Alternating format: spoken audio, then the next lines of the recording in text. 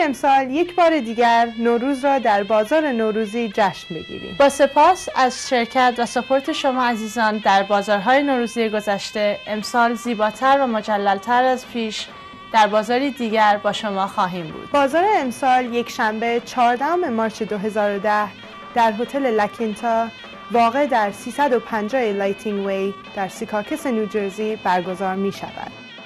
برای اطلاعات بیشتر با اسپانسر برنامه هانی مارکت با شماره تلفن 201 530 5082 و یا 201 421 2028 تماس حاصل فرمایید.